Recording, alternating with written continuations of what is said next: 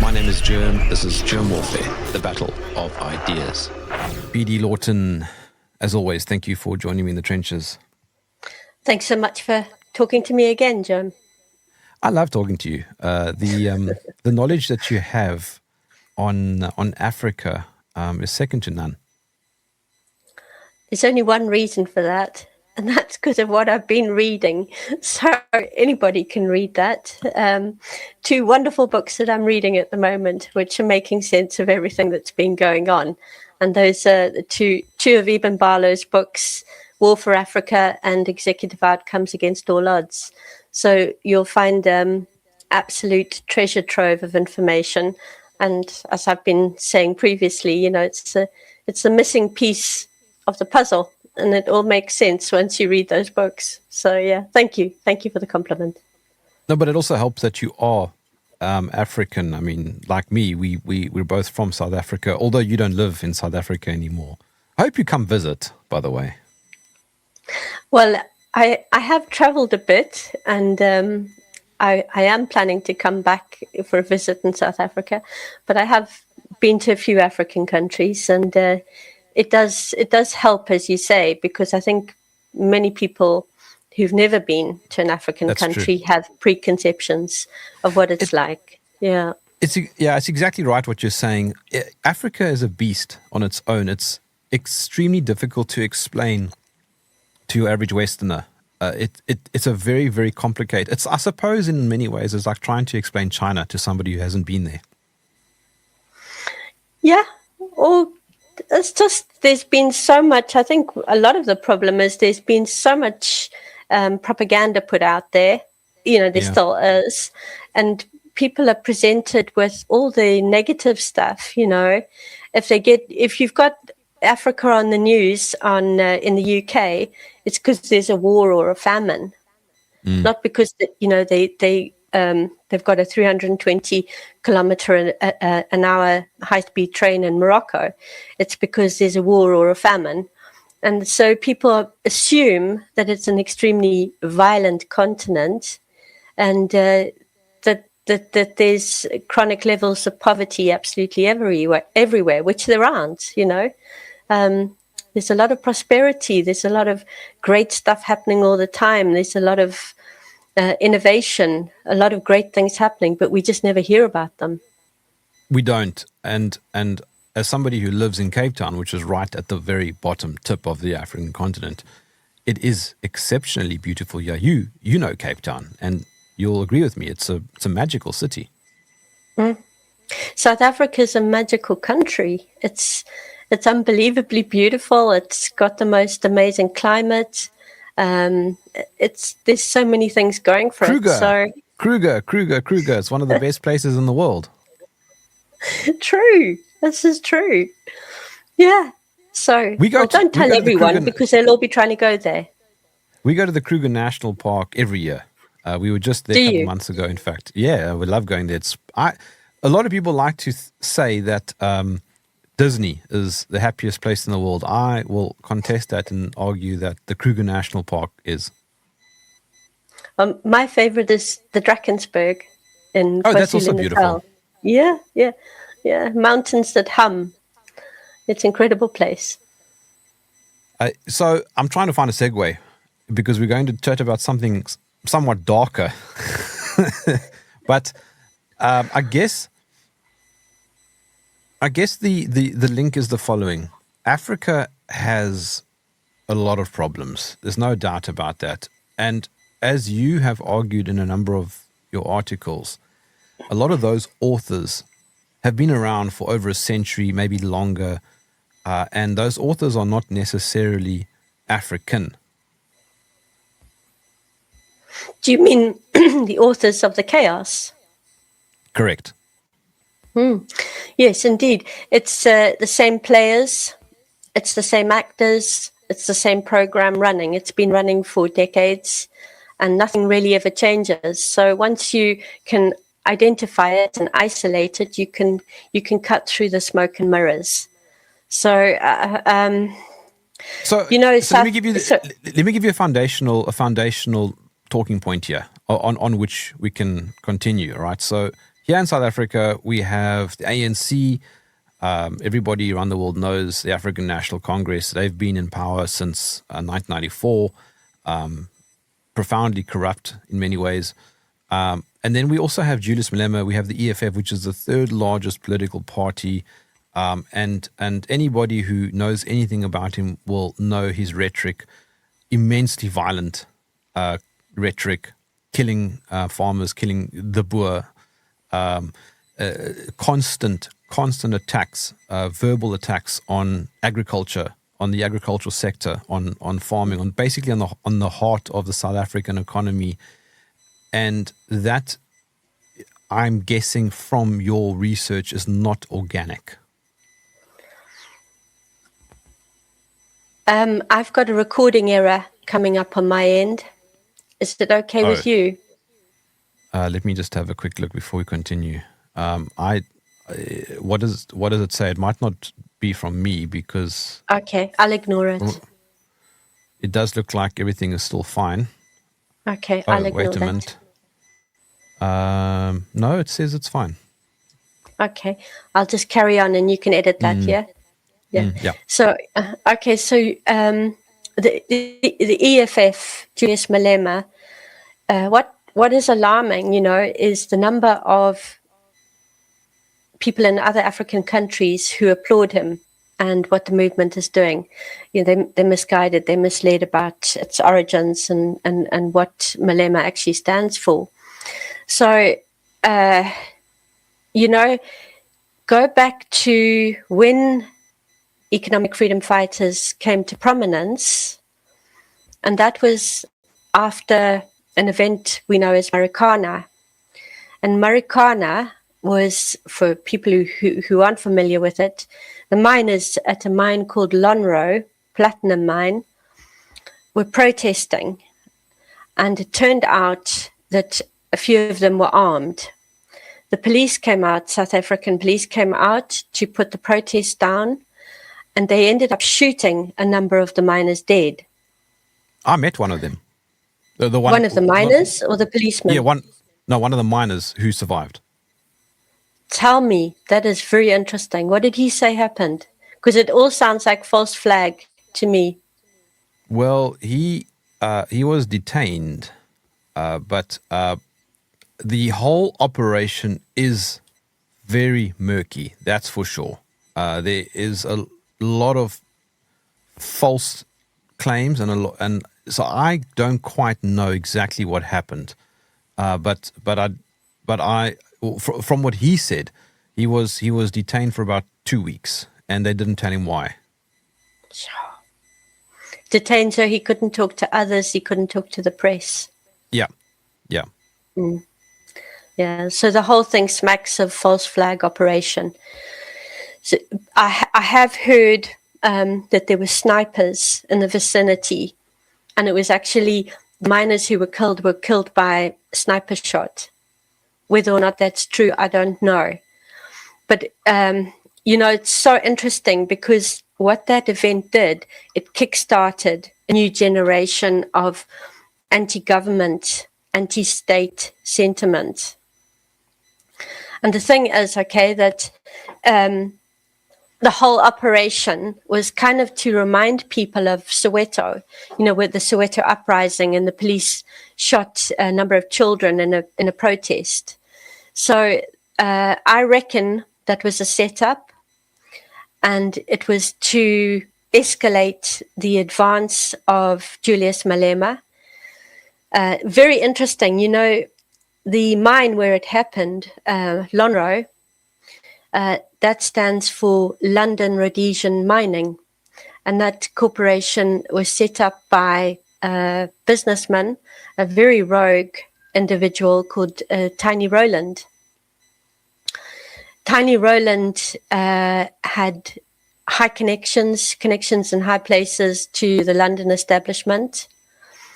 And Tiny Rowland was the conduit for all the diamonds in Angola that were being secured by the funding of a anti-government force called UNITA. And UNITA were paying in diamonds. the people who benefited from that whole horrendous and very lengthy period of civil war in Angola were the diamond dealers, primarily De Beers. De Beers is it used to be, it is no longer, the major diamond dealing corporation in the world. So that link is like very, very interesting. That the mine where it happened was Lonro, which is Tiny Roland, going back to Angola, going back to diamonds. So then along comes this guy, Julius Malema. His nickname's Bad Juju. He has a lot of other nicknames by people who see what he is and seriously don't like him. But unfortunately, he has a big following because South Africa has followed a neoliberal economic model that's followed the Western model, and it has left a vast majority of the population behind. The unemployment in South Africa, officially, I'm not quite sure what they're saying it is now, 45%, but I have heard 60% in real-time unemployment. So you have huge numbers of people living in serious poverty. You've got a growing urban populations who go to the cities for work and find that there isn't any. So you have a very serious situation. And you have, at the same time, what has been happening under the ANC government, and not just ANC politicians, but the many parts of the political class, is the erosion of South Africa's economy. And South Africa's economy is now an absolute basket case. But all the time you have in the Western media, international media, and the South African media, you have this denial of what's going on. I don't know about you, Jerm, but I'm staggered by the state of corruption, the state of how things have been eroded. And when you say that, you will find people coming in immediately and saying, you're defending apartheid. You're not defending apartheid by saying that. Under apartheid, the economy ran very smoothly. It did. Not because of apartheid, but because the National Party, which I am not promoting by saying this, adhered to the principles of physical economy. They ran the country like all countries used to run, old school fashion, where you build roads, you put things on an upward trajectory, you build, you have technological progress, you have dedication to sciences in the schools. Can I jump in there, PD?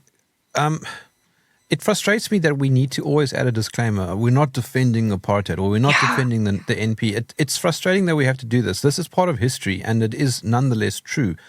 The current government is severely corrupt, and it's okay to say that the previous government was efficient. It doesn't mean that everything else was great. We had very high inflation and very high interest rates. I mean, 25% interest rates is it makes it impossible to buy a house.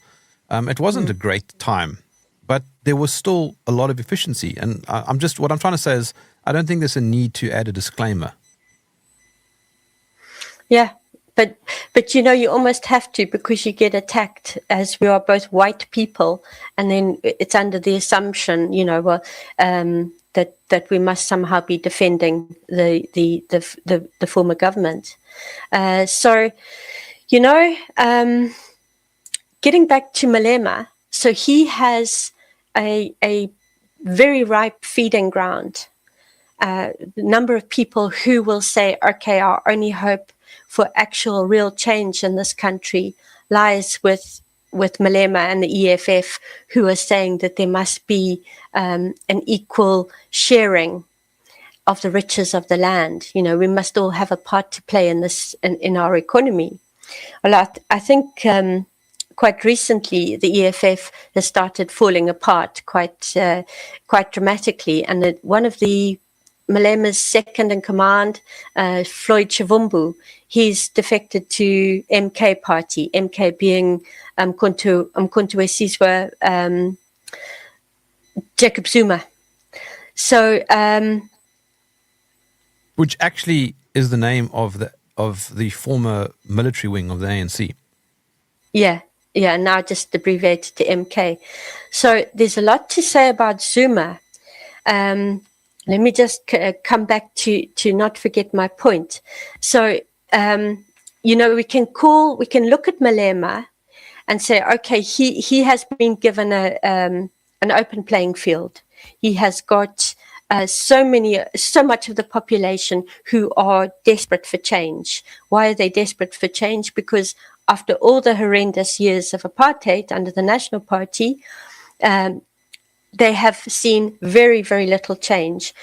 In fact, I would say that the majority are finding it more difficult now than under those years of apartheid in terms of just the economy working, being able to get some form of employment. So Malema is a creation. I call him a synthetic revolutionary because he's very revolutionary in his style. His the color red, the red cap, the red overalls.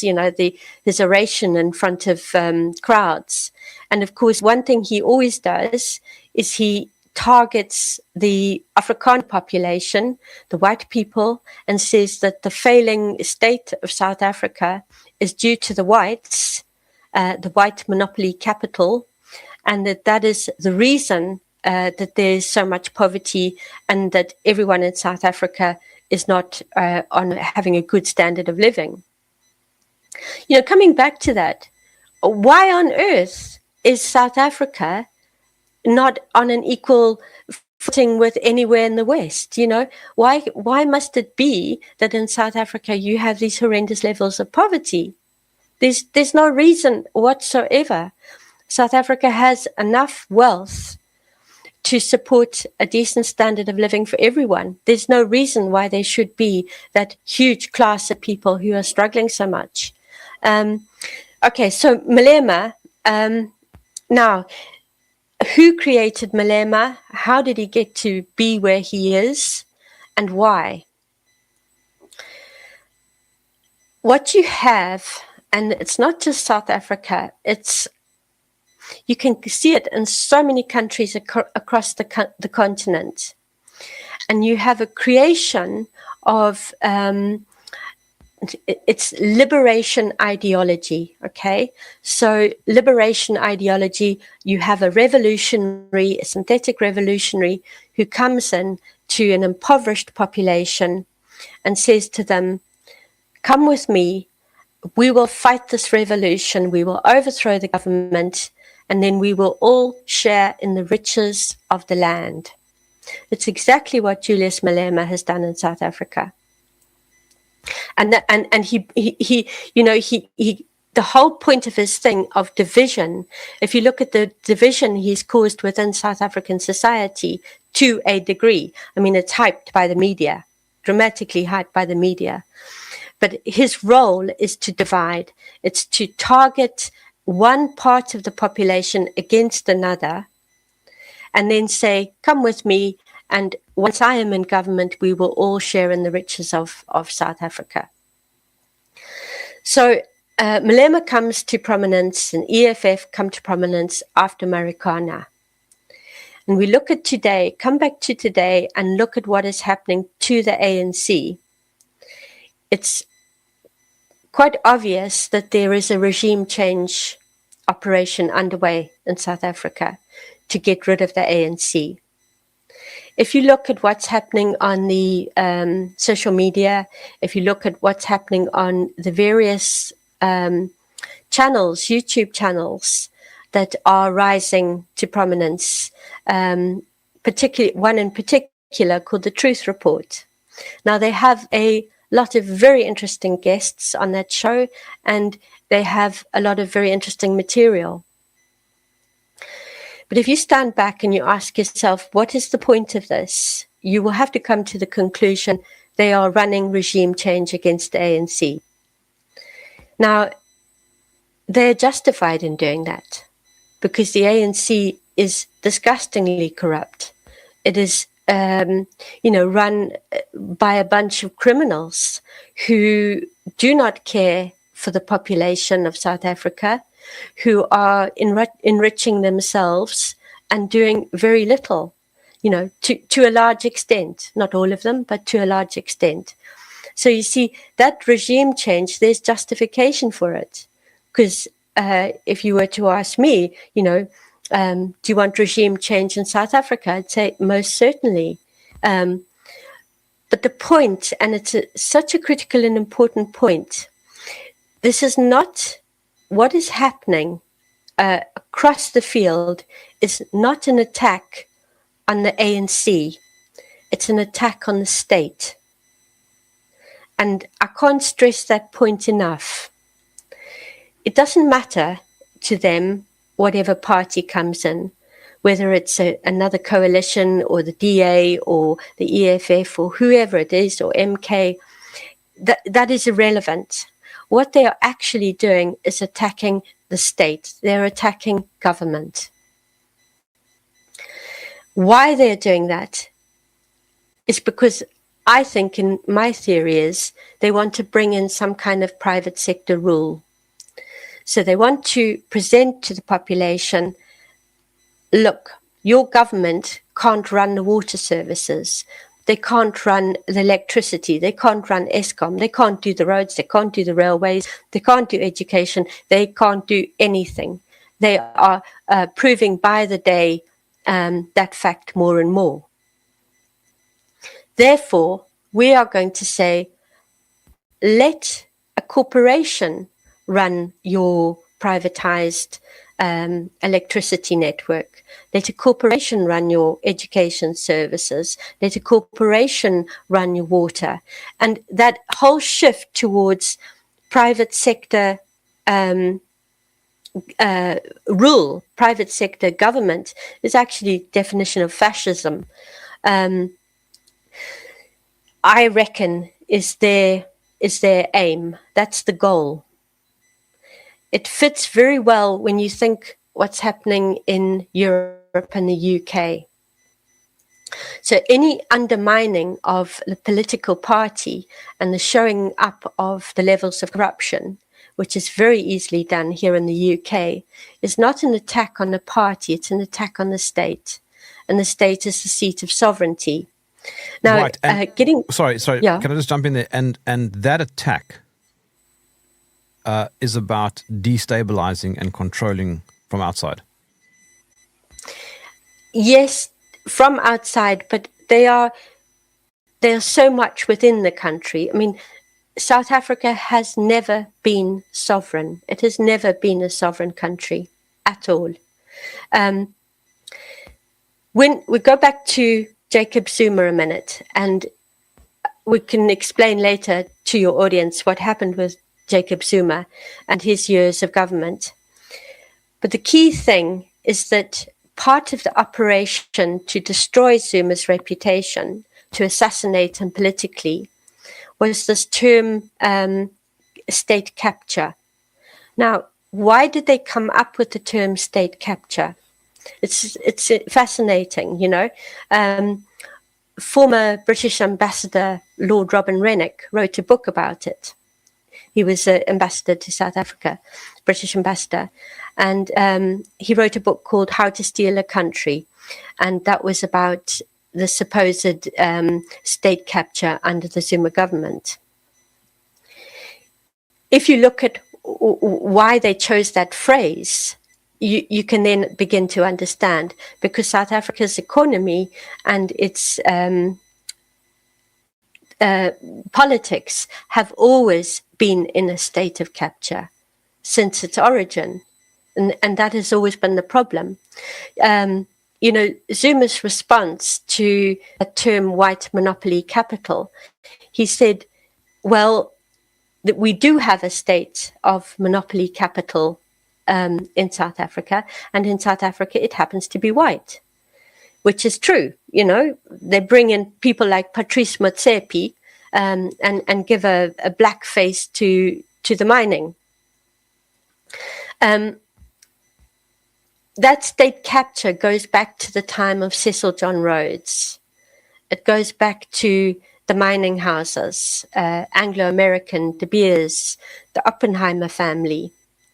Cecil John Rhodes he considered Rothschild. Here we go to the Bank of England, Nathan Mayer Rothschild. He considered Rothschild, he spoke of him in terms of, he called him his master. So Rothschild financed all of Rhodes's operations. Rhodes, in return, left everything to Rothschild in his will. So the capture of South Africa's resources, it's never been anything else. It's always been that same network, Oppenheimer network, who have controlled the resources of South Africa. And the Oppenheimers are connected to the City of London, Wall Street financiers. Very much a key part of it. In fact, I think it is never stressed enough how much South Africa's wealth paid for the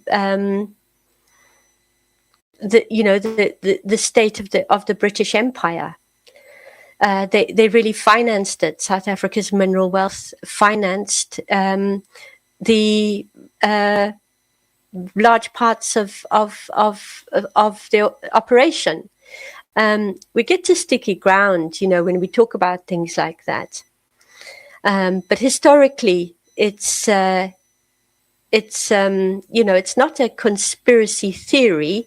It's definitely a conspiracy because they wrote about this themselves. Carol Quidgley's Anglo-American Establishment. I have a great little book. It's a very old book. It's called The Secret History of South Africa, written by H.R. Abercrombie. And it's, it documents how that network managed to gain control of all the mineral wealth and keep it within a very small circle, which of course was why the First and Second Boer Wars happened, because they discovered that the Boers were on land containing all the gold and diamonds, and of course they wanted that, so they engineered the Boer Wars. Historically it has always been a case of state capture. So what happened with Jacob Zuma? He came into power, and he could see this. He could recognize it, that although after 1994 and the end of apartheid, South Africans had, they could vote, everyone could vote after that. They had political sovereignty, but they didn't have sovereignty in any other form, only the power to vote.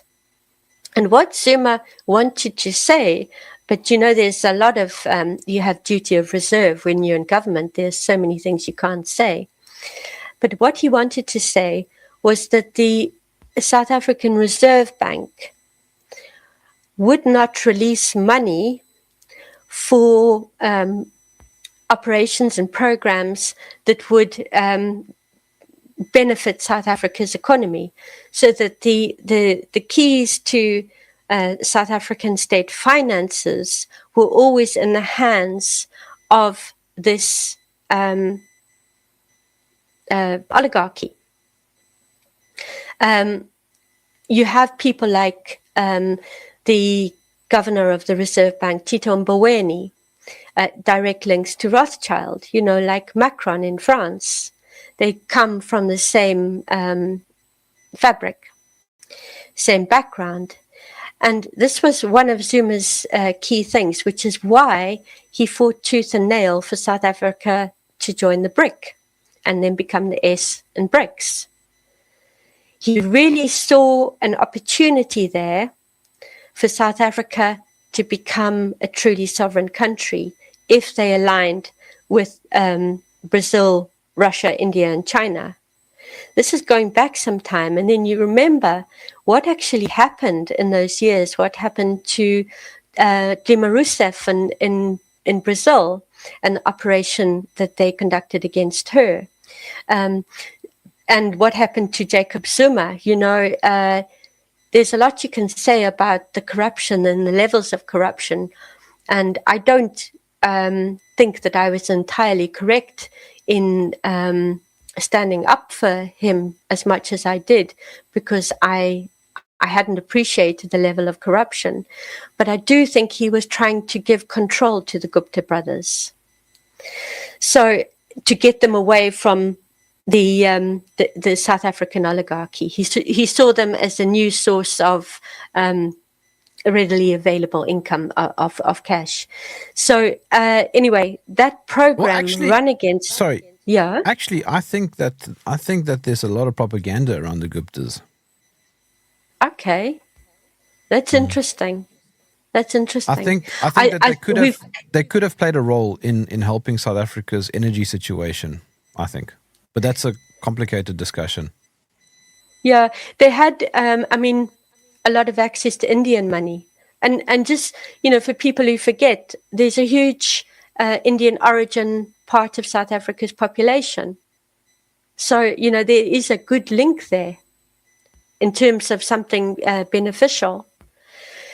Anyway, so that whole thing against Zuma, they said that Zuma was conducting state capture and that he was attempting to capture the institutions, South Africa's state institutions like the media and the judiciary.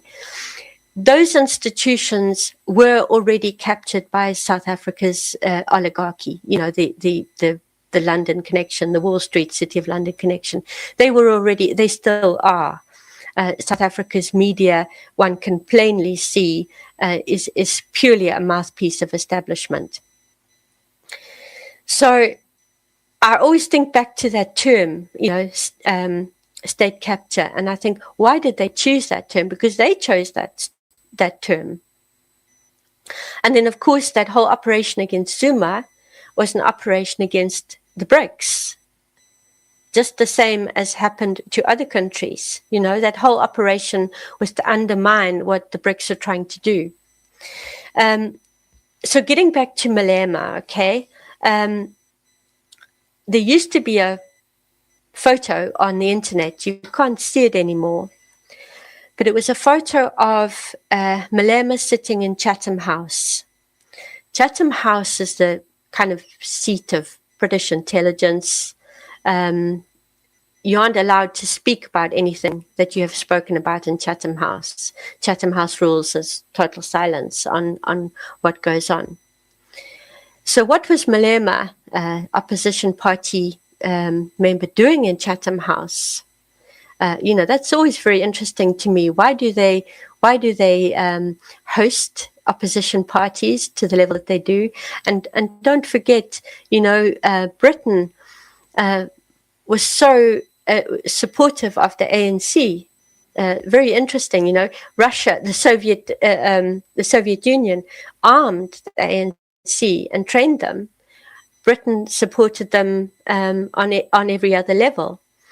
So very, very interesting connection. But getting back to Chatham House, so you have this photo, and on one side of Malema is Robin Rennick, the former British ambassador to South Africa, the man who wrote that book. Robin Rennick representing City of London interests in his role. And on the other side was a member of a very famous South African family who, in effect, represents the mining sector, the South African oligarchy. So that picture, like they say, a picture tells 1,000 words. That picture says everything about Julius Malema's creation. So he was created to sow discontent and to give the population a route to think that if they vote for these people, then they will have a share in everything in South Africa, which was never, ever going to be the case. It simply wasn't. A totally synthetic revolutionary. But he has fooled so many people. Sorry. Have I lost you there? No, I just... Oh, right. You're back. Okay, so so what you're arguing, ultimately, PD, is that the chaos that we see across Africa is synthetic, to use your words. It is not by accident. And it's part of a network that's centered in London, Washington, and it has its feelers across multiple countries. And as a result, it becomes very messy because the African leadership or African leaders themselves become privy to it. And so they become a part of the... Yes, they become a part of the problem. They get on the gravy train. So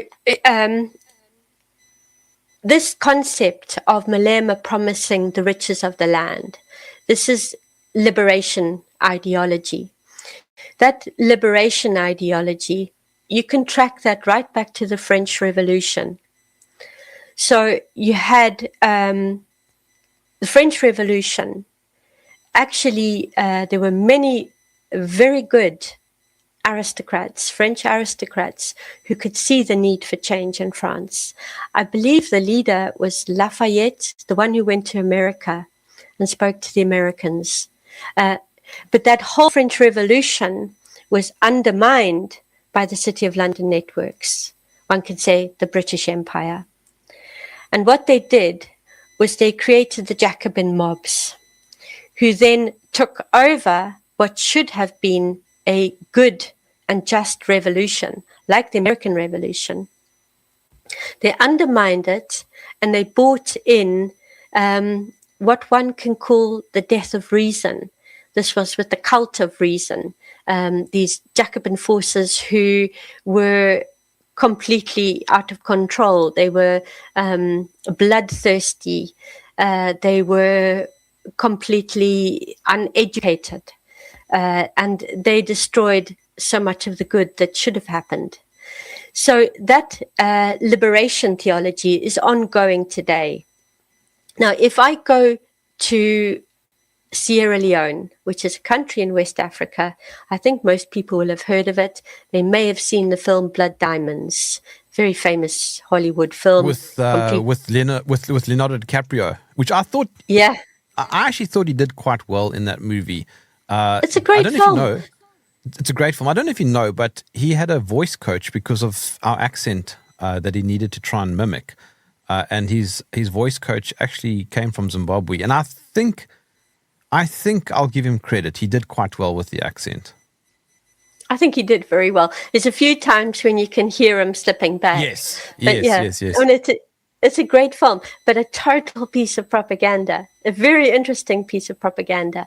So if we go now to that concept of the synthetic revolutionaries, you had the exact same thing in the mid-1990s in Sierra Leone. The most horrendous and brutal civil war that has ever occurred on the continent. And when you can appreciate just how brutal some of these insurgencies and wars are and have been, and then you say, actually, the one that happened in Sierra Leone was by far the worst, it really is saying something.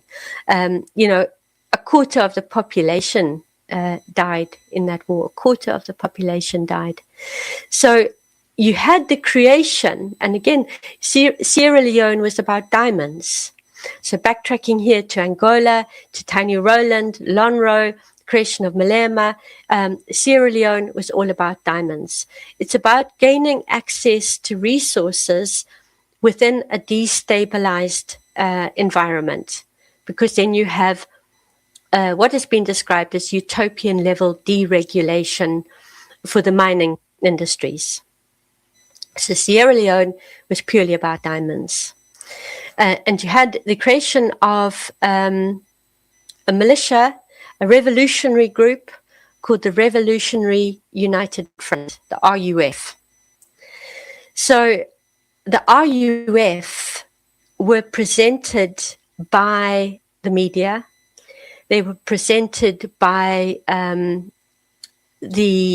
for public consumption, okay, as the revolutionaries who tried to overthrow the corrupt Sierra Leonean government, which they would destroy the economy. And the RUF were promising Sierra Leoneans, on the face of it, they were promising them a share in the riches of the land. So I just want to read you. There's a documentary was made. It was aired at the Cannes Film Festival, and it was celebrated. It's still celebrated to this day. It's a documentary called Empire in Africa. And it was produced by a French director called Philippe Diaz. It's still misleading people. It's still misleading some very people who should be better informed as to what happened in Sierra Leone during that time. That's how powerful the whole idea of propaganda is, that it can influence people. It influenced me, okay? So I watched that documentary many years ago, and I thought, right, that's it. This is what's happened in Sierra Leone in that civil war. The RUF were the good guys. They came in, they were going to overthrow the evil, corrupt government of Sierra Leone and create an equitable society where everyone could share in the riches of the land. And I completely believed it. I swallowed it until I started reading what I'm reading currently, which are these two books by Ibn Barlow. And I realized that everything that I had believed about it was complete BS. So that film, that documentary, Empire in Africa, okay, this is what Cannes Film Festival said about it. The rebels who started the civil war in Sierra Leone 15 years ago wanted only one thing: to reclaim the richness of the country from foreign corporations in order to end the exploitation of its people. In response, the international community decided to wage war in this country with bombs, executions, torture, rigged elections, and manipulation of the international media. This created one of the worst humanitarian disasters of the 20th century. Okay, so that is the standard official narrative about that civil war. If you said to any Sierra Leonean, what do you think of that documentary? And what do you think of that whole concept of the RUF being the good guys coming to save Sierra Leoneans? They would vomit. I know that for fact because I've asked a number of them. They find it completely abhorrent because the real story of what happened in their country has never really been told. So you have this enormous perception modification going on, done through the role of high-level documentaries, Hollywood films, the media, and it's perception modification. We talked about that previously with Boko Haram in Nigeria, and how the whole thing of what's happening in Nigeria right now is presented as Islamic State fighting for their caliphate, that it's a religious war. You've got the Islamists fighting the Christians, and that is what is happening, what's causing the chaos in Nigeria. What you see there with that picture is perception modification, complete perception modification, because the only reason there's chaos and carnage in Nigeria right now is because of the mineral resources. Same thing in Sierra Leone. So I don't know if you wanted me to get into that a little bit more. Yeah. Yes. Do you want me to go through that? It is linked. It is linked. So the diamonds, okay? So when you have a destabilized country, you have a weakened government, You have a population who are all extremely fed up with government because they cannot secure peace. I mean, one of the basic premises of a happy nation is living in a peaceful country. And when a government can't secure peace, people will turn against the government. That is one of the objectives of destabilizing a country, to turn the nation against the government, whether that government is good or bad, you know. So Sierra Leone, that civil war started in the mid-1990s. So going back to 1995, and this all ties into South Africa. In fact, before I go into that story about Sierra Leone, I must make a point of South Africa not being a sovereign country and never having been a sovereign country.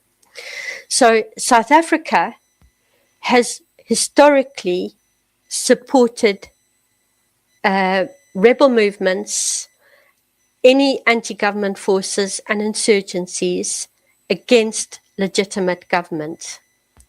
Concrete examples of that, this is South Africa under the National Party, okay? So this is South Africa under apartheid. They were running Project Spyker. Spyker, Afrikaans for nail. Which means nails, yeah. Yeah, so Operation Spyker was the destabilization of all the surrounding countries. You had the backing, the creation, the financing, and the training of Renamo, an insurgency in Mozambique, who were there in northern Mozambique fighting against the legitimate government called Frelimo. I think maybe many South Africans will be familiar with this and these names and these terms. But after the end of Portuguese rule, so sorry, after the end of Portuguese rule, you had the Frelimo government. Eduardo Mondlane came in, and he was the duly elected first president of Mozambique. You then had under Project Spyker the creation of Renamo, discontent in the northern regions of Mozambique, to undermine Frelimo under the auspices of fighting communism. Remember, this whole thing of destabilization of the territory around South Africa, apartheid, we call it apartheid South Africa, so people know this was happening under National Party government. That whole thing was done under the auspices of the Cold War and fighting the communists. I mean, I don't know about you, but I clearly remember every night on state television prior to 1994, we would have this term reiterated to program our minds, the communist terrorist insurgents. That's how they referred to the ANC. Okay? I was quite young, but I do remember it. Yeah. So there was this whole thing of we are fighting communism. We are fighting communism. So you had Renamo to make Frelimo government's life as difficult as possible. You then had South Africa backing UNITA under Jonas Savimbi in Angola. Jonas Savimbi was purely there to make the life as difficult as possible for the legitimate government of Angola, the legitimate Angolan government, the MPLA. This was the government. You had end of Portuguese colonial rule, and then you had this incredible leader called Agostinho Neto, and amazing. He was a doctor, he was a poet, an incredible leader. He was the first president of independent Angola. And that was a directive from Henry Kissinger. It was something he said to his task force, the CIA task force that they sent in to Angola. He said, make the MPLA's life as difficult as possible. This was the whole point. So South Africa fully backed openly, this was known, supported by the UN, supported by Britain, supported by the entire Western world. South Africa trained, worked alongside, and armed UNITA. UNITA were in one part of Angola. Remember, we're talking very large countries, and they had the support of an ethnic group. Savimbi, he was a very good orator. He fooled a lot of people, and he fooled his Western audiences into thinking that UNITA were fighting for democracy, whereas you had the MPLA who were branded with the communist tag. Where was I? Sorry, I'm just thinking about that communist tag. Also, wasn't SWAPO? Weren't they also branded with that same Yes. Flag? Yes. Yeah, across the board. So Cold War, if you had this whole thing of the good guys are fighting for democracy, the bad guys are fighting for communism. And it was that simple, that black and white. So that was UNITA. Now, interestingly enough, no support, no Western support, no UN support was ever given to the legitimate government of Angola. South Africa never supported the MPLA government of Angola. South Africa under apartheid was always backing those anti-government forces. They were always backing the non-legitimate side of the party. Yeah, but I mean, that's also related to who was essentially controlling South Africa. I mean, the US and Britain had extremely large interests in South Africa. Yes, the oligarchy, the South African oligarchy, directly linked to the financiers of City of London and Wall Street. So getting back to today, so South Africa historically has never played a good role on the continent. And remember how much so many other African countries did to help South Africa, to help the ANC, to help the PAC, to get rid of apartheid. The support was tremendous. In Nigeria, they created the Mandela tax to raise funds. So they taxed all levels of the economy in Nigeria to get this little percentage to give to support the ANC to fight apartheid. Ghana played a huge role. Many countries did. They're very, very supportive. And now you look at what South Africa is doing today and how it has forgotten all its previous allies and the people who supported them. And the entire Operation Dudula to stoke discontent and get rid of foreign nationals. There's a lot one can say about that. There's a legitimate thing and there's an illegitimate thing. But basically, the government are using elements within society to create a social division. That's what they're basically doing. So coming to today and what South Africa has been doing since 1994 in terms of anti-government forces is they have been supporting the Lord's Resistance Army.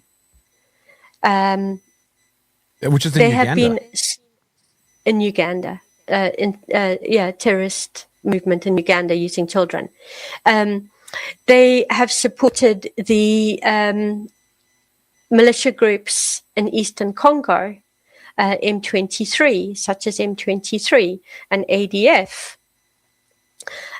They have supported a number, or one could say almost every insurgency force or movement that there is across the continent. They're represented, that South African government support is represented in the fact that the South African government tolerate all of those anti-government forces movements having officers in South Africa, and the government are fully aware of that. ADF M23 fighters regularly cross the border. Why does South Africa do that? Why does so little talked about that total tolerance of supporting terrorist groups? Groups that are causing terrorism across the continent are supported in South Africa. They launder their money through South African banks. And you think about what's sitting in Durban docks right now. All of Eastern Congo's minerals are going through Durban docks. So South Africa is benefiting from everything that's happening in Eastern Congo, the illicit trade of Congo's minerals. South Africa is benefiting. So they always have had this role. They have never been a sovereign country. So let's get back to Sierra Leone and just clear that story, because it's so indicative of what Julius Malema is and his role is as this synthetic revolutionary. So you've got 1995, you've got the Revolutionary United Front, abbreviated as RUF, who are gaining control of larger and larger tracts of Sierra Leone. They're supported by Charles Taylor, the president of Liberia. Now, there's a wonderful image of Charles Taylor with Nelson Mandela and Naomi Campbell. I don't know if you remember that story of Charles Taylor giving Naomi Campbell a dirty stone. So we go back again to the diamonds, right?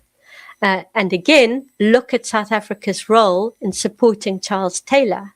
Why were they doing that under Mandela? Why was Mandela there with Charles Taylor?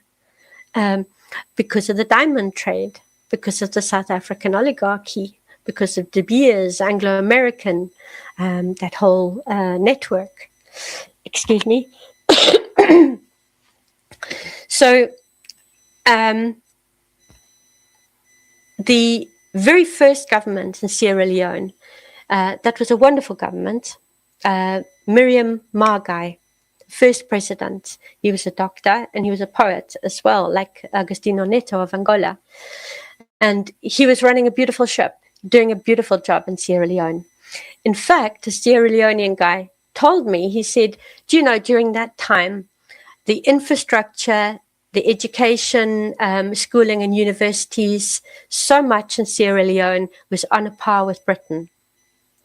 So you have an indication there of things being run as they should be under a legitimate government with a president and a party who really care for the nation, who understand how to run an economy. Well, he was gotten rid of, and then you had successive governments brought in who then pretty much destroyed the economy of Sierra Leone. A load of infrastructure lost. It is a very, very, very poor place, a very, very poor country to this day. Despite the presence of Tony Blair and the African Governance Initiative. So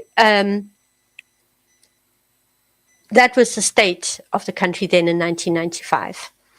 So a young military guy called Valentin Strasser, I think he was a Lieutenant Valentin Strasser, ended up being, there was a military coup. The military coup in Sierra Leone, the military didn't actually want to get rid of the government. They just wanted to say, come on, get this country straight and stop this advance of the RUF. The RUF were coming in from Liberia, being trained in Liberia and coming across the border.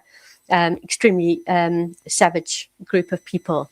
So the military, it ended up that the sitting government said, okay, we can't deal with this anymore. The military, you come in and run this country.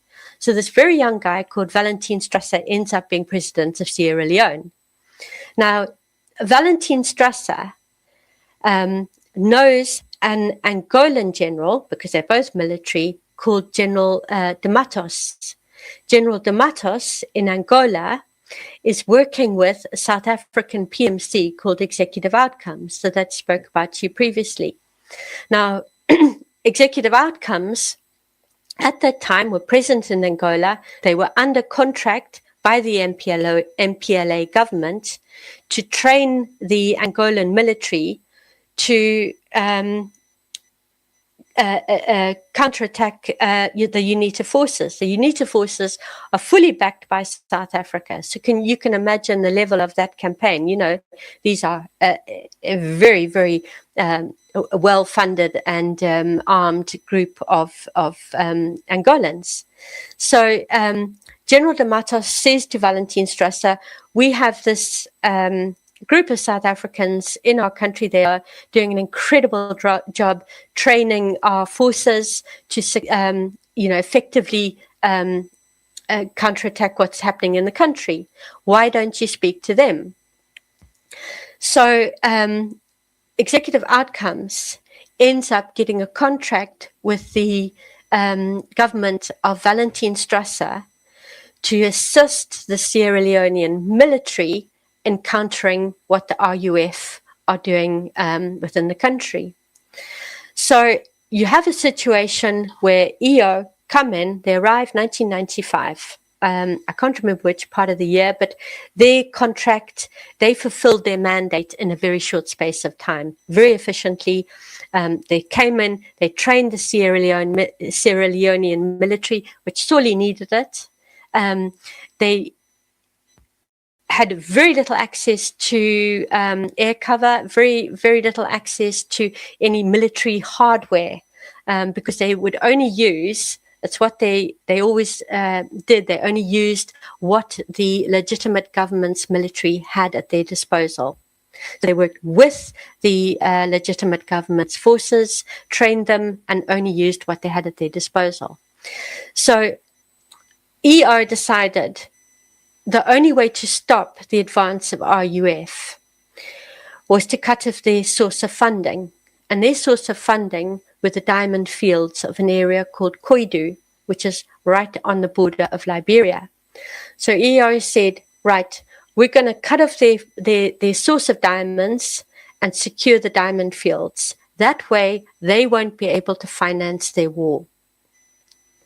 Now, cut a long story short, a lot happened. You ended up with a situation where, I mean, figure-wise, you probably had 15,000, 20,000 RUF fighters. The RUF used terror tactics, things that you can't even dream of. What they did to women and children, what they did to people, severing of limbs. They cut off people's hands. They burnt out the eyes of little girls, and then after having done that, did even more horrendous things to them. The brutality of the RUF is indescribable. So the securing and cutting off of the finances of the RUF with the objective of EO. You end up with a situation, and it's a fascinating story for those who are interested in what really happened. And I happened to read a book. It's called 4 Ball, 1 Tracer by Colonel Rolf van Heerden. And he was the ground forces commander of EO in Sierra Leone. It's really such an interesting book. It's about his role in within EO in Angola and then in Sierra Leone. I've really enjoyed that. So you have a situation where you have, in effect, less than 100 EO members operational on the ground, because remember, at the same time they're still fighting in Angola, and you have a very, very large number of RUF being backed by Liberia, and through Liberia their connections to South Africa, very interesting connections to South Africa, and of course this constant feeding of the diamonds. EO secured the diamond fields in Koidu. They ended up securing most of the country. They stopped the RUF from gaining control of Freetown, the capital of Sierra Leone. What happened right at the point of them securing and achieving what they were mandated to do by Strauss's government? Tremendous pressure applied on that government. Same thing happened to the MPLA government. Inordinate amount of pressure from the United Nations and from the IMF. And basically those two governments were informed that if you continue to employ the services of the South African PMC called Executive Outcomes, you are not going to receive any further loans. We are going to make sure that your government will disappear very, very quickly. So what the UN do, and what is their favorite tactic, is they set up the negotiating table. And you know how the peace talkers, the people who are always going on for decades and decades and decades talking about peace and negotiation and bringing people together. I mean, they're doing it right now with DRC. Is they perpetuate a situation simply by talking. And it is actually, it's not anything other than a deliberate tactic. Its aim is to perpetuate a situation. So anyway, you end up in Sierra Leone with EO having to leave the country. Now, there was one EO member who was a brilliant attack helicopter pilot. And there was only one attack helicopter at the disposal of the military and EO. And this guy is called Neil Ellis. I haven't been able to find out what happened to him.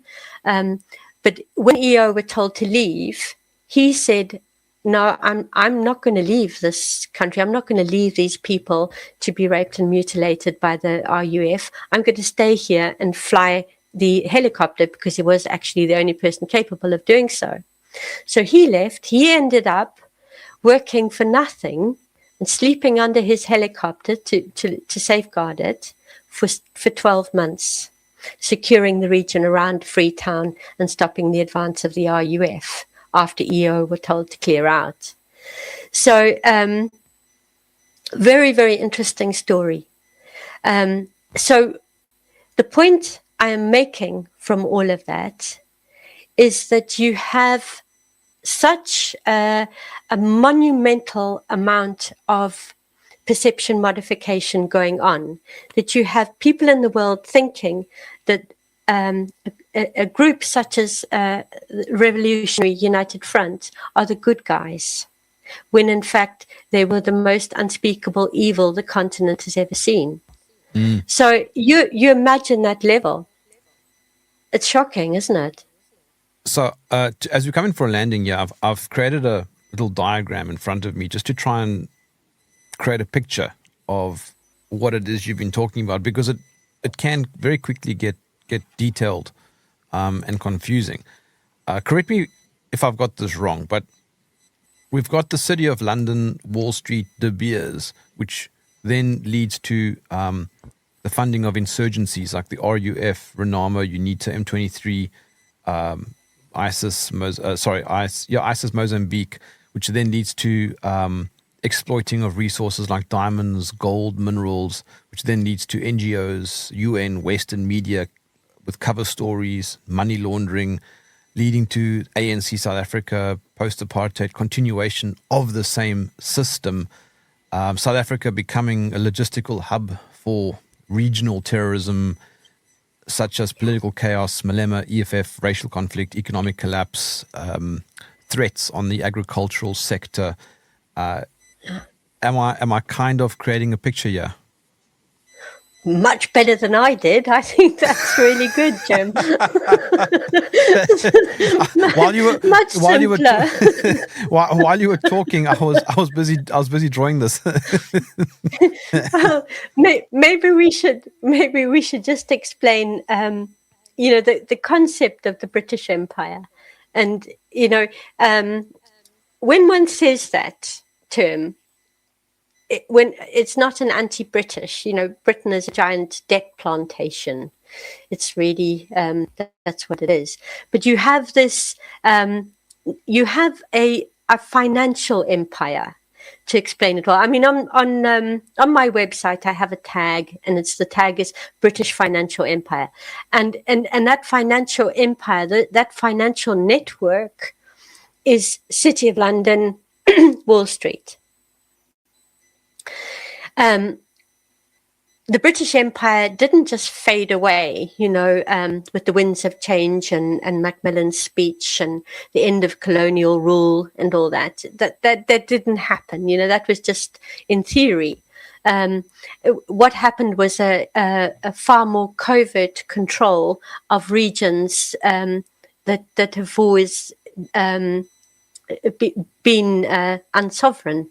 So yes. That's the sort of territory of Lyndon LaRouche, speaking of such things.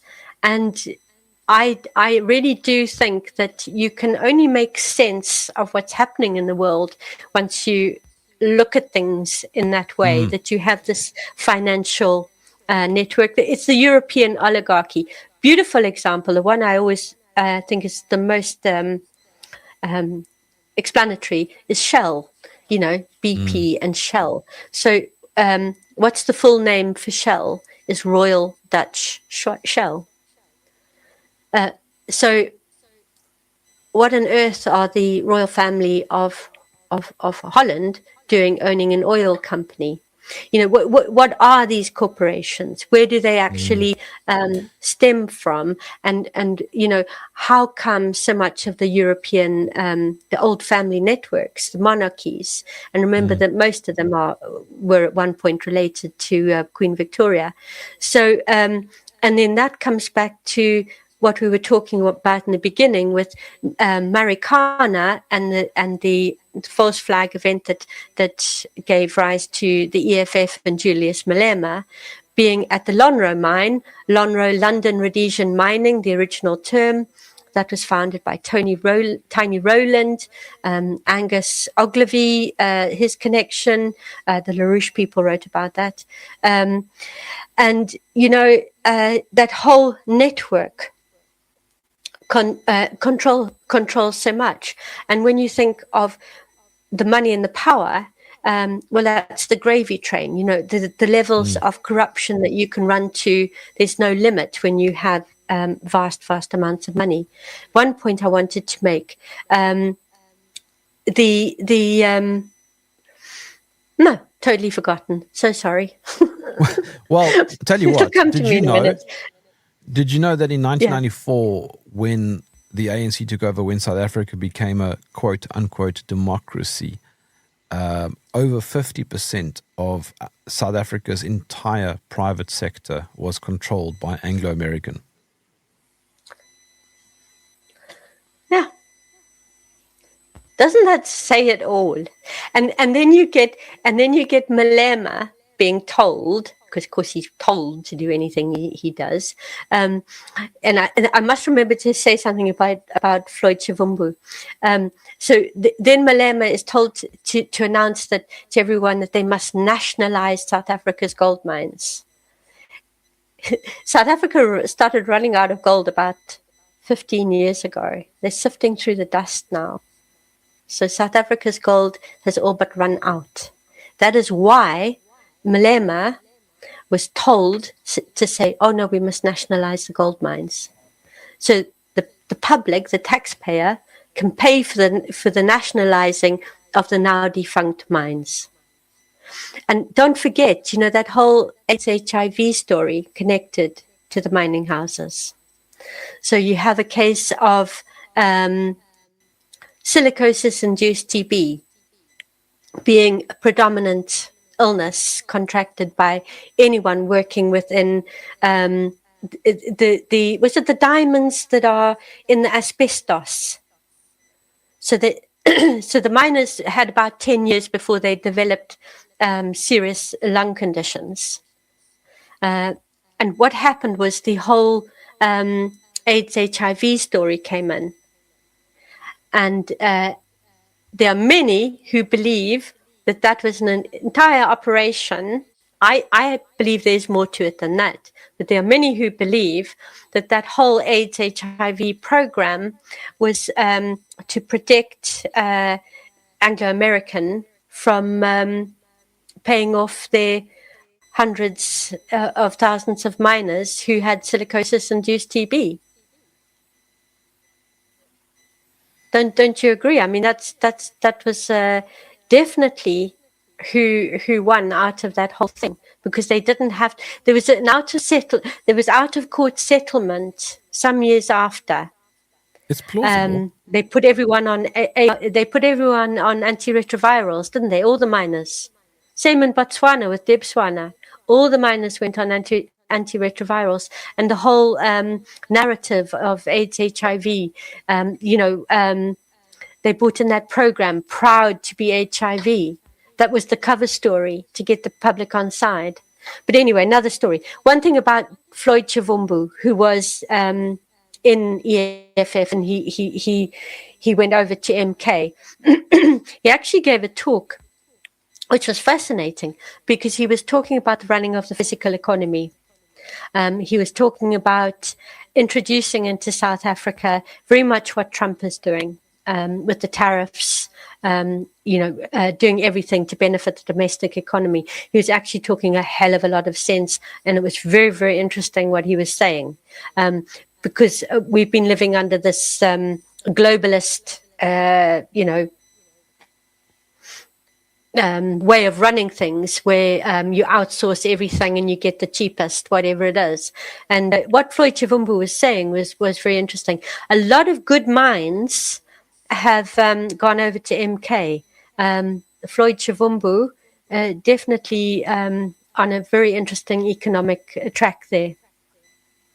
Well, PD, we've gone over time, and as usual, a topic like this has many branches. I mean, this is a web, and it takes a long time to kind of unravel. Yeah. I think I'll have you back again soon. We can continue. But for now, how can I follow your work? Primarily on my website, africanagenda.net. I wrote a series of articles on Sierra Leone, which you can access by typing into the search bar. Just type in Sierra Leone and those articles will come up.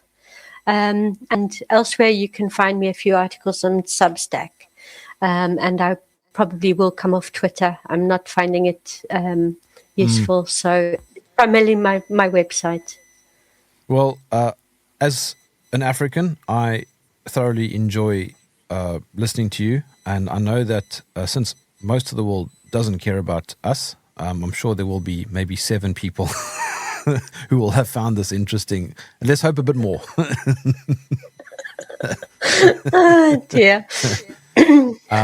All right, PD Lawton, thank you for joining me in the trenches. Thank you so much.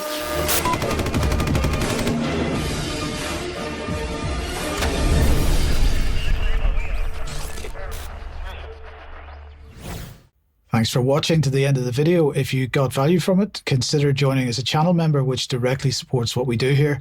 The link is below, and if you're hungry for more, here are 2 more videos for you, and we'll see you in the next one.